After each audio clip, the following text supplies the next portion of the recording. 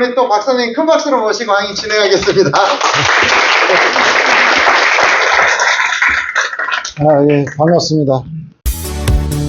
중소기업 오너 경영자 가족을 위한 세미나에 초대합니다. 자산 승계 및 가업 승계 컨설팅 권위자인 이상선 박사 강의로 진행하는 프라이빗한 세미나로 매월 좌석이 조기에 마감되는 자산가 대표님들에게 인기 있는 세미나입니다. 컨설팅 사례 중심의 실행 가능한 차별화된 강의로 참석자들의 만족도가 최상입니다. 지금 바로 좌석 확보 예약하세요. 그런 분들은 승계를 어떻게 하면 될까요? 조세특례제한법은 적용이 안 돼요. 그런 분들은 먼저 자녀법인 설립해두고 건물부터 가죠. 건물이 오래돼서 평가하면 땅값이 많지 별로 안 나와요. 많이 해봐야 뭐 3, 4억 미만일 거예요. 경우에 따라 다르겠지만 3, 4억을 가져오는 거예요. 증여해도 되고, 법인에 증여하면 자녀하고 손주가 주주가 3명, 4명이다 가정하면 4억까지 증여해주면 증여세가 있어요, 없어요? 없어요. 왜 없는지는 앞에서 강의 다 하고 왔어요. 뭐만 내면 돼요? 법인세만 내주면 돼요. 건물에 대해 소유권 다 가져왔죠. 거기 땅만 남아있죠. 땅만 남아있는 그 나대지를 뭐라 하면 돼요? 나대지 토지 사용료는 감정으로가 있으면 감정으로 하지만 감정이 없으면 시가라는 개념이 공시시가로 계산해서 하면 거의 몇백만 원도 안 나와요. 여기에 들어가는 이익금을 다 어디로 가져가는 거예요? 자녀법인 다 가져가죠. 자녀법인 다 돈 벌죠. 이 사장님은 소득세가 확 떨어지겠죠. 뭐에 대한 소득세만 내면 돼요? 토지 사용료에 대해서만 내니까 떨어지죠. 그러고 난 이후에 이 법인에서 토지에 대해서 매입을 해오던 기간을 가지고 증여를 해오던 이런 방법으로 가는 게 효과적이에요. 직접 주는 것보다. 오늘 지금 개인사업자 법인전환을 합니다. 시작해가지고 종료를 무한정 끌고 갈 수가 없습니다. 법령으로. 얼마에 끝내야 돼요? 다 자산 다 넘어가는 것까지 3개월 이내에 다 넘겨야 됩니다. 근데 이런 경우가 있겠죠? 개인사업자 법인전환을 하는데 법원에서 인가를 받는다고 그랬잖아요. 주식회사 같은 경우는 인가 받는 과정에서 판사가 한 두세 달 지고 있어버려. 그럼 어떻게 돼요? 양도세 이율과세 받을 수 있어요? 없어요? 못 받는다는 겁니다. 이게 법원에서 빠르게 인가를 받는 것도 핵심 내용이에요. 빠르게 이제 결정을 받아낸다. 그러고 나서 결정 나오면 바로 뭐죠? 취득 절차. 부동산 소유권 이전 절차를 바로 하고. 그럼 등기소에 가면 이게 또 한 일주일, 10일 또 걸리거든요. 그래서 가서, 우리 개인사업자 법인전환 양도소득세 이율과세 때문에 그러니까 취득 절차 좀 빨리 좀 해달라고 등기관한테다가 또 이야기도 하고. 그렇게 해서 이제 빨리빨리 해서 저희들은 그래서 3개월을 넘겨서 실패해 본 사례가 없다. 그래서 그 이제 업무 스킬 노하우다라고 보시면 실무를 해보면 그런 실무들이 다 나온다라고 이렇게 보시면 되고요. 그래서 3개월 이내에 법인에게 사업에 관한 모든 권리와 의무를 포괄적으로 양도해야만이 양도소득세를 이율과세 받을 수 있다라고 이렇게 보시면 될 것 같습니다. 법인전환하고 어떤 경우는 이제 막 감자도 하고 이익소각하고 막 해댔겨요. 50% 이상 해버리면 어떻게 됩니까? 이게 양도세 이율과세 5년 사후관리 요건에 위배되죠. 그 양도세 이율과세 받은 거 다 납세를 해야 된다는 의미입니다. 주의해야 된다. 현물 출자에 따라서 취득하는 재산도 취득세 감면, 50% 감면. 자, 중소기업 간 통합에 따라서 취득하는 부동산도 50% 감면. 단 50% 감면을 안 해주는 게 있어요. 여기도 부동산 임대 및 공급업에 해당하는 자산은 취득세 감면 50%를 안 해준다 라고 보시면 돼요. 그래서 부동산 임대업을 법인전환하면 취득세 감면 조항은 없다 보시면 돼요. 양도소득세 이율과세는 해주는데, 근데 여기 이상하잖아요. 양도소득세는 이율과세를 해주는데 지방세법에서는 감면 안 해주잖아요. 우리는 예측을 해야 돼요. 무슨 예측을 해야 돼요? 세법 개정안에 대해서 예상을 해봐야 돼요. 지방세법은 이미 부동산 임대업 공급에 대해서 세제 감면 혜택을 안 준다고 이미 법이 바뀌어 있는데 조세특례제한법에는 그게 안 바뀌어져 있어요. 그럼 이게 세제 개편안을 논의한다 그러면 조세특례제한법상에서도 부동산 임대업은 제외한다라고 바뀔 가능성이 있을까요? 없을까요? 있다는 겁니다. 이게 세법 개정안에 언제 올라와도 하나도 이상하지 않다. 무슨 말이에요 그러면? 부동산 임대업을 하고 계신 대표님 자산가들은 법인전환을 통해서 현물 출자를 하든 법인전환을 통해서 무엇인가 하려고 했을 때 양도세 이월과세를 받아야 되는데 양도세 이월과세를 못 받을 수도 있다. 뭐가 되면? 법이 바뀌면. 이미 지방세법은 바뀌어서 취득세 감면 혜택을 못 받고 있다. 그러니까 부동산 자산가들은 빨리 해야 될 이유 중에 하나가 바로 여기에 있다라고 이렇게 보시면 될 것 같습니다. 그래서 감면 50% 제조, 유통, 부동산 임대 공급이 아닌 업종에 대해서는 50% 감면까지 해준다. 자, 취득세 또 이제 중과 규정이 있어요. 5년 미만 된 법인, 설립된 지 5년 미만 된 법인이 과밀억제권에 있는 부동산을 취득하면 취득세 중과를 합니다. 근데 수도권 과밀에 있는 부동산을 취득하는 형태를 취하는 곳이 대부분 많죠. 이런 경우에는 취득세 중과된다는 겁니다. 취득세 중과를 막아주는 것도 하나의 전략이거든요. 그럼 어떻게 하면 될까요? 법인 설립을 하는데 내가 본점 소재지가 과밀억제권역 내에 있는 법인이 5년이 안 된 법인이 과밀억제권역 내에 있는 부동산을 취득했을 때요. 두 가지 조건이 있죠. 그러면 이게 부동산은 어차피 과밀억제권 내에 있잖아요. 법인 설립을 본점 소재지를 어디다 갖다 놓으면 돼요? 과밀억제권이 아닌 경기도권역 밖에다가 갖다 놓으면 취득세 중과를 받는다 안 받는다? 안 받는다. 그러면 거기서 이제 이런 분들이 있어요. 야, 사용하고 있잖아. 그럼 뭐 사용하고 있는, 근데 단 본점 소재지는 밖에 나가도 여기 와서 사용하는 면적이 있으면 안 된다. 이렇게 이제 정리를 좀 하면 사업 포괄량수도 현물 출자 방식 두 가지 방식이 있어요. 소매라는 개인기업의 순자산이 설립되는 법인의 자본금 이상으로 가야 된다. 재무상태표를 보면 자산, 부채, 순자산이 있죠. 이 자산에서 부채를 뺀 게 순자산이에요. 순자산이 설립되는 법인의 자본금으로 가야 된다. 이런 경우가 있었어요. 이 기업이 이제 부동산 임대업이니까 규모가 꽤 커요. 한 500억 정도가 돼요. 순자산이. 500억을 갖다 자본금을 갖다 넣으려다 보니까 자본금에 대해서 500억에 대해서 또 등록세를 내야 되거든요. 등록세가 엄청 많이 나고 500억이면 등록세를 제가 줄여주려고 자본금을 여기 2억만 넣었어요. 2억. 그럼 500억이 가야 되잖아요. 일로 자본금으로. 498억을 주식 발행 초과 자본잉여금으로 넣었어요. 그랬더니 난리가 났어요. 자본금 이상으로 가야 되는데 양도세가 2억 가서 200억이 넘는데 너 어떻게 여기다가 자본금 2억을 해놔가지고 양도세 2억 가서 규정이 해당이 안 된다. 라고 해갖고 이제 난리가 다 2억까지 해놨는데 난리가 났습니다. 제가 양도세 2억을 가서 신청하려고 하는 즈음에 누가 그랬을까 사장님한테 세무사 회계사 와갖고 이제 이게 잘못됐다. 문제 있다. 심각하다. 라고 해요. 그러니까 지금이라도 몇 억을 더 내고 자본금을 500억으로 가야 된다. 이 논리였어요. 자, 아니다. 2억 가고 498억으로 가도 된다. 라고 이야기를 해줬어요. 근데 자본금인 개념을, 이 자본금 개념이 뭐냐?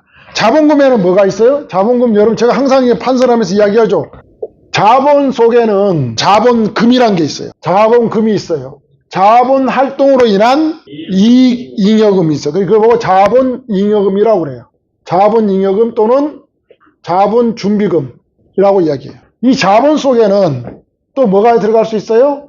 영업활동과 관계된 이익 생긴 거. 그걸 보고 뭐라고 그래요?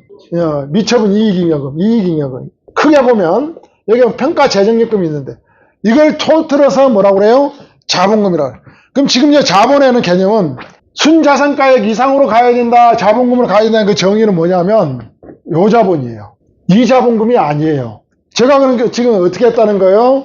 이 전체에서 500억을 다 맞췄다는 거잖아요. 근데 500억을 여기다가 500억을 가면 여기가 취등록세가 너무 많이 나오니까 500억을 가는 게 아니라 얼마를 했다고요? 2억으로 가고 여기다가 어디다가 냈다는 거예요? 498억으로 했다는 겁니다. 이렇게 만들어서 법원에 인가를 받았다는 거예요. 그러면 사장님 입장에서는 주식 가치가 2억입니까? 500억입니까? 500억짜리 자산 가치잖아요. 내 개인사업자 자산 가치는 500억이죠. 법이 넘어가서 내 자산 가치가 훼손이 됐어요? 안 됐어요? 하나도 안 됐잖아요.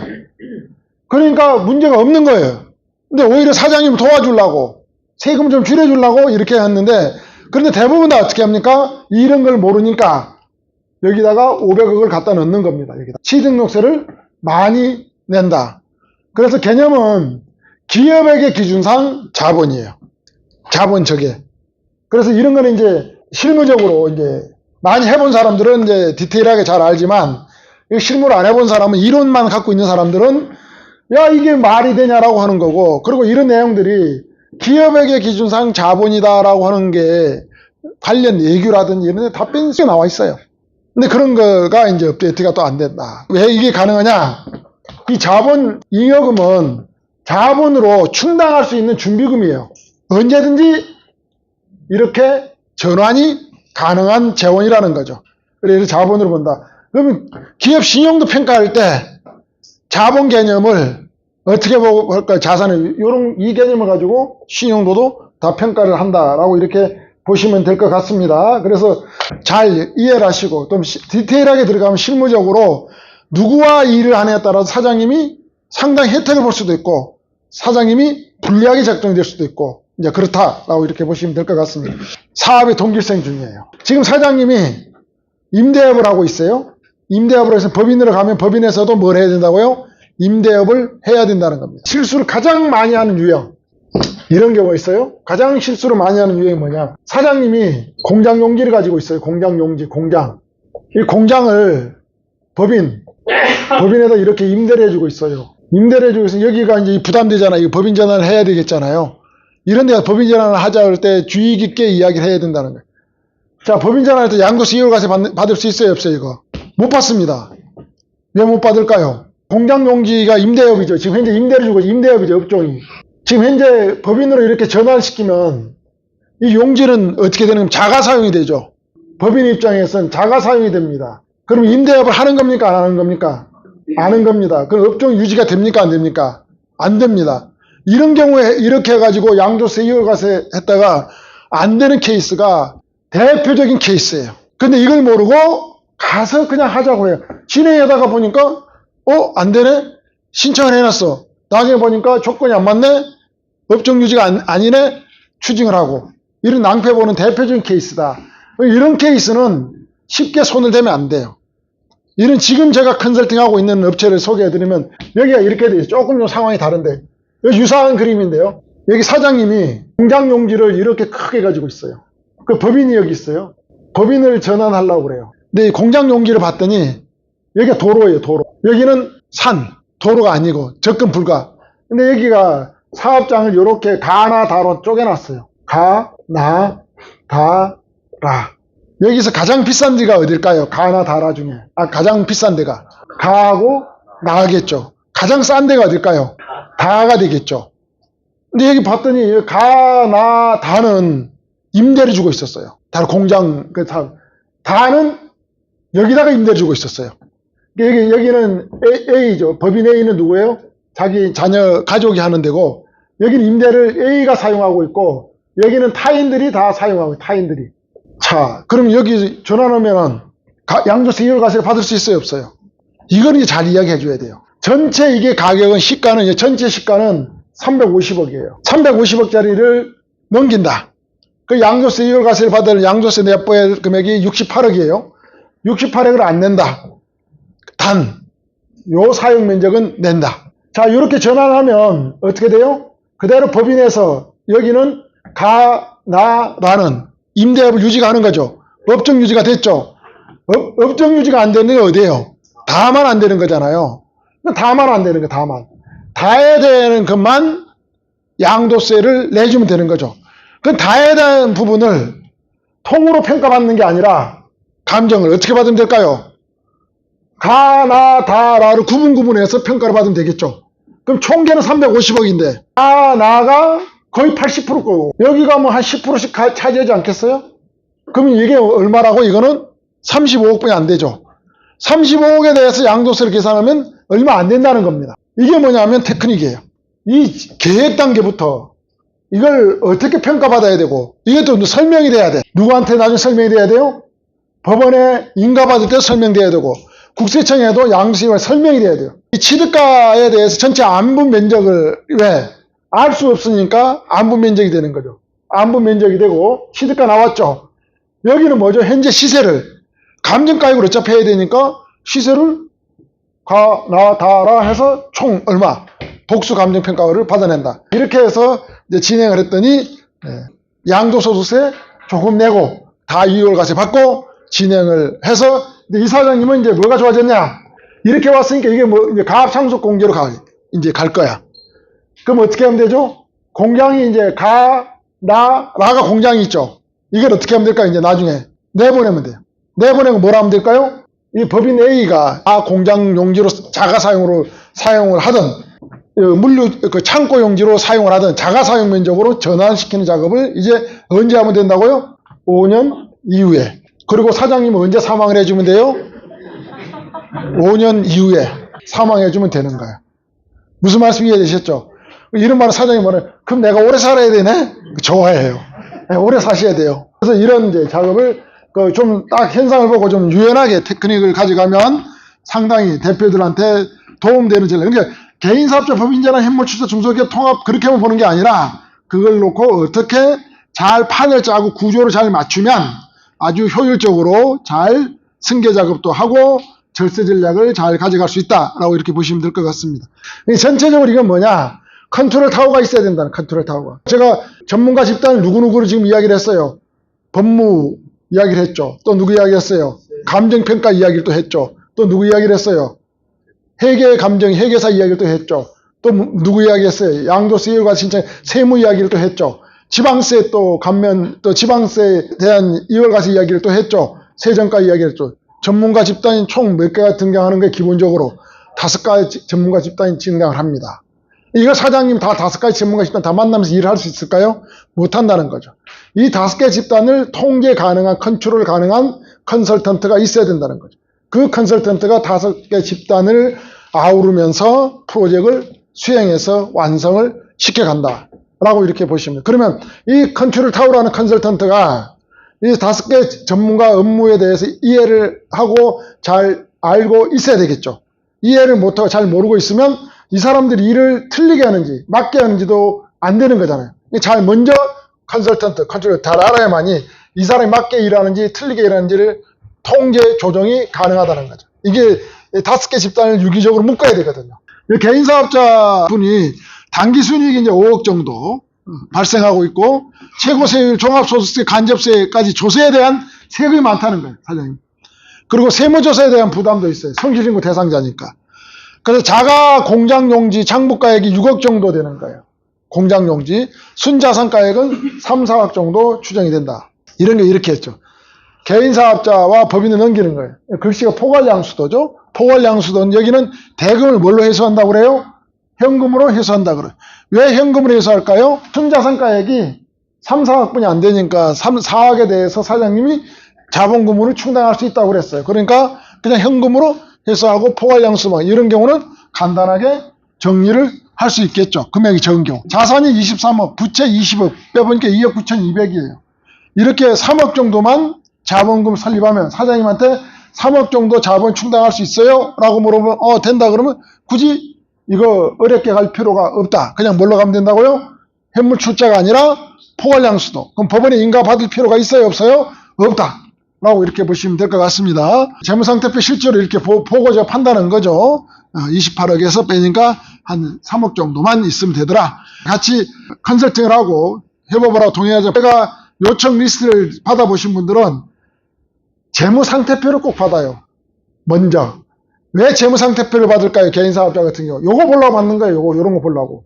요거 진단하려고. 어떤 방식으로 갈 건지. 또 뭘 받아요? 부동산이 얼마짜리인지를 보려고. 유형자산을 보려고. 이걸 꼭 사전에 제가 받는 겁니다. 개인사업자 비는 단기순이 3억 정도 발생하고 있었고, 최고세율이 이제 종합소득세, 건강보험료 뭐 이렇게, 순자산가액이, 장부가액이 한 20억. 공장용지 금액이 크다는 거죠. 똑같죠, 그림이. 근데 뭐만 달라졌어요? 글씨만 달라졌어요.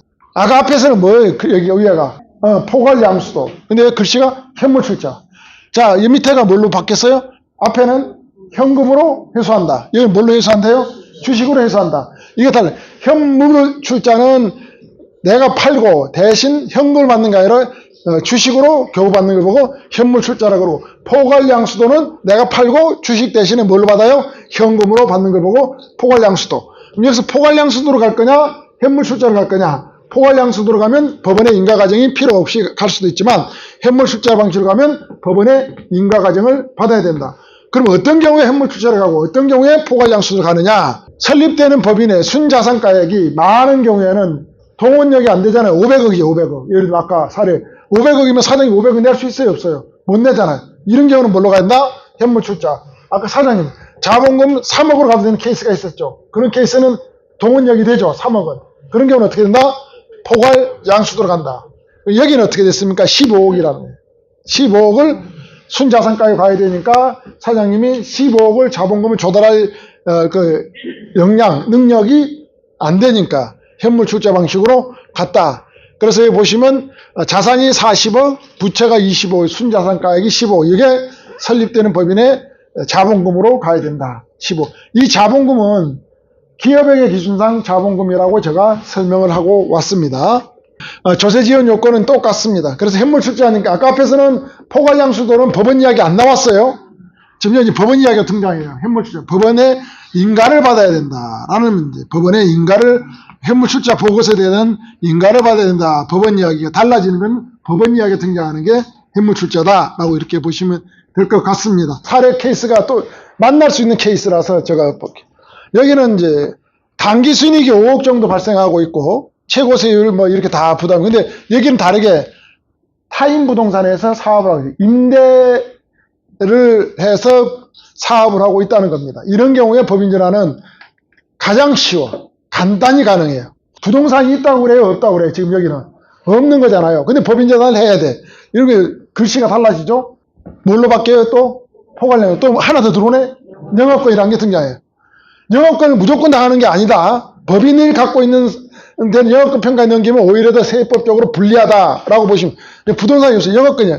여기 뭘로 해소한대요? 현금으로 해소한다. 여기는 설립할 때 자본금 제한이 없어요. 왜? 양도세 이월과세를 받을 거야, 안 받을 거야? 여기는 안 받을 거잖아요. 왜요? 부동산이 없기 때문에. 그러니까 자본금 제한 규정이 없어요. 그냥 여기다가 1억을 만들든 5천짜리 하든 1000만원짜리든 법인 설립을 하면 돼요. 이때 여기는 주주를 자녀를 끼워도 돼요. 자, 1억짜리만 자녀가 다 100% 가진 걸 1억짜리 끼워서 사장님 자산을 넘기면 매각 대금만 주면 되는 겁니다. 자, 이때 매각 대금을 이제 정산을 해야 되는데 매각 대금이 줄 돈이 없다. 그럼 어떻게 하면 될까요? 벌어서 주면 되는데 일단은 뭐를 해놓으면 돼요? 여러분 많이 들었죠? 여기서도 가수금이 등장하는 거예요. 무슨 말씀인지 이해했죠? 아, 했어요. 다 지금. 아, 했기 때문에 이해한 걸 보고 가수금 문제는 스킵해요. 아, 했어요. 다. 자, 영업권이 등장. 영업권은 사고 팔 수가 있어요. 자, 우리 자산을 사고 팔 수 있는 게 있어요. 자산 다 사고 판다. 눈에 보이는 자산은 무슨 자산? 유형 자산. 눈에 보이지 않는 자산은 뭐라고 그래요? 무형 자산은 다 사고 판다. 대표적인 유형 자산이 뭐예요? 부동산. 눈에 보이지 않는 무형 자산은 뭐예요? 특허권, 영업권, 실용신앙권, 상표권 이런 것들이 눈에 보이지 않는 무형자산이다. 모든 자산은 가치가 평가를 할 수 있다. 가치평가 가능하다. 눈에 보이는 부동산도 가치평가 가능하고 눈에 보이지 않는 무형자산도 가치평가가 가능하다라는 겁니다. 그럼 이 가치평가를 해서 평가를 영업권이 뭐냐면 쉽게 말하면 여러분 혹시 옛날에 식당들 잘 되고 그러는 권리금 주고 뭐 들어간다 이런 말 들어보셨어요? 권리금 영업권이라 보시면 돼요. 간단히. 사업장도 권리금이라는 게 있다는 게. 그게 어떻게 평가하냐, 영업권이. 현재 이익이 얼마가 나고 있고, 자산, 부채와 자산이 얼마고, 자산 대비해서 이익을 얼마나 지금 내고 있는데, 현재, 요게 처분이 됐을 때, 이 자산 대비해서 이익률을 봤을 때 평가를 해주는 금액이 영업 가치라는 거예요. 이걸 근데 향후 5년간을 이익 날 것을 당겨가지고 현가로 계산해서 간단히 설명드리면 5년치에 벌어들일 돈의 가치를 영업권으로 만들어서 평가를 해서 가치를 인정받는다라고 이렇게 쉽게 생각하시면 돼요. 그러니까 이익이 많이 나고 자산이 적으면 영업권이 높게 나올까요? 적게 나올까요? 자산 나고 이익하고 해서 평가를 해서 영업권을 만든다고 그랬잖아요. 미래가치 당겨와서. 그럼 자산은 적고 이익이 많아야만 영업권이 높게 나오겠죠. 예. 근데 자산이 많고 이익이 적게 나와. 영업권은 없거나 떨어진다. 이런 개인사업자들은 자산이 부동산이 없으니까 적겠죠. 이익이 조금만 나도 영업권이 많이 나오겠죠. 그래서 영업권을 활용한다. 자산은 눈에 보이는 자산과 눈에 보이지 않는 자산. 토지 건물이 눈에 보이는 자산. 지금 설명한 거 무형자산은 요런 지금 제가 이야기한 요 영업권 이야기를 하고 있다는 겁니다. 사고 파는데 이런 말을 이야기해요. 지금 이게 개인사업자죠. 그러니까 개인사업자하고 개인사업자 사장님이죠, 여기가. 사장님이에요. 여기는 법인사업자예요. 이렇게 법인자는 이렇게 넘기는 거죠. 그죠? 사장님한테 사장님 소유된 걸 법인을 넘겼으니까 여기 사장님은 주민번호죠. 여긴 등기번호죠. 법인 등기번호. 대부분 다 뭐라고 이야기했냐면 영업권을 인정할 수 없다고 이야기를 많이 해왔어요. 왜 그러냐면 자가창설 영업권이라는 게 있어요. 자가창설 영업권이 뭐냐면 사장님이 만들어서 사장님이 사용하는 거는 자가창설 영업권이라고 그래요.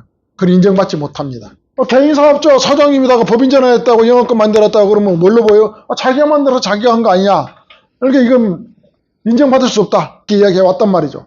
근데 이걸 잘 몰라서 그래요. 그래서 제가 지난 강의를 자꾸 중요하게 생각했던 게 이 사람은 주민번호예요. 누가 만들었어요? 주민번호에서 만들었죠. 영업권을. 누가 사용해요? 여기다 팔았으니까. 법인 등기번호에 사용을 하죠. 그럼 이게 자가창설 영업권입니까? 매입 영업권입니까? 매입 영업권이죠. 팔았으니까. 근데 매입 영업권은, 자가창설 영업권은 기업에게 기준상 인정을 안 해줍니다. 근데 매입 영업권은 기업에게 인정을 해준다는 거죠. 그래서 이런 강의하거나 이런 전문가들이 영업권 잘 처리하면 매우 위험한데 영업권을 양수도로 한 사람은 잘못된 사람이라고 이야기를 합니다. 근데 이거는 이런 개념 정리가 안 돼 있게 돼요. 영업권을 통으로 보는 거죠. 자가창설 영업권과 매입 영업권은 구분해야 된다. 사용하는 주체가 법인이에요. 양수도거든요. 양수도. 사장님은 팔고 법인에서는 대가를 받는 거죠. 그래서 법인에서는 매입 영업권이니까 성립해. 팔 때 비용을 몇 프로 인정해 준다고요? 영업권 팔 때 세금 계산 넣을 때 10억짜리 팔았어요. 사장님이. 그럼 비용 인정을 해줘요. 얼마를 빼줘요? 비용을 60%. 그럼 60% 6억 빼면 얼마예요? 4억에 대해서 소득이 있는 걸로 본다는 거예요. 그러니까 사장님 입장에서는 절세 효과가 있어요, 없어요? 10억을 가져가면서 4억에 대해서 가표만 잡으니까 절세 효과. 그리고 10억이 넘어왔죠, 법인에. 10억이 넘어왔으면 법인에서는 뭘로 계산이 됩니까? 자산으로. 자산으로 처리되는 자산이 무형자산으로 처리가 돼요. 무형자산. 10억에 대해서는 감가상각자산이에요. 감가상각이란 뭐죠? 매년 비용 처리가 된다는 거죠. 그럼 법인세를 많이 냅니까? 적게 냅니까? 법인세를 절세하는 효과가 크다는 거죠. 그 감가상각을 몇 년에 통해서 할 수 있을까요? 네. 5년 동안 감가상각을 했어요. 자, 특허권은 몇 년? 특허권도 가능해요. 몇 년? 감가상각이 20년? 7년. 영업권은 사고 팔 수가 있다. 근데 자기가 만들어서 자기가 가져버리면 된다, 안 된다고요? 안 돼. 자, 또 법인에서 영업권 만들어서 자기가 사용하면 돼요, 안 돼요? 이 인정이 안 된다. 근데 양수도 사고 파는 거는 얼마든지 가능하다. 이런 경우도 이걸 잘 알면 자산승계, 가압승계에 얼마든지 많이 또 활용 가능한 꼭지예요, 이게. 이걸 아들이 이걸 만들면 돈이 어디로 가야 된다는 소리예요, 이걸. 아들 쪽으로 갈 수도 있다는 결론인 겁니다. 얼마든지 이게 이제 응용이 가능한 분야다. 여기 나와 있네요. 감가상각 자산이다. 5년 영업권. 특허권은 몇 년? 7년. 이거 어디가 나왔어요? 법인세법 시행규칙에가 나와 있다라고 보시면 될 것 같습니다. 감가상각 자산 범위는 법인세법 시행령에 나오는데 영업권, 디자인권, 실용시장, 상표권 다 감가상각 비용 처리가 된다, 안 된다? 된다라고 나와 있습니다. 나항무의 특허권, 어업권 이거 다 된다라고 이렇게 나와 있어요. 산업자산권, 소득세법 이제 아까 법인세법에 따라서 감가상각 자산을 인정받는 거고 세금을 어떻게 낼 거냐라는 건 어디를 봐야 돼요? 소득세법을 찾아보면 돼요. 소득세법 이거는 기타 소득으로 해도 돼요. 뭐가 기타 소득이에요? 강업권, 영업권, 산업재산권, 특허권, 영업권은 무슨 소득이라고요? 기타 소득. 그래서 제가 뭐라고 그랬어요? 기타 소득은 60% 공제를 받을 수 있다.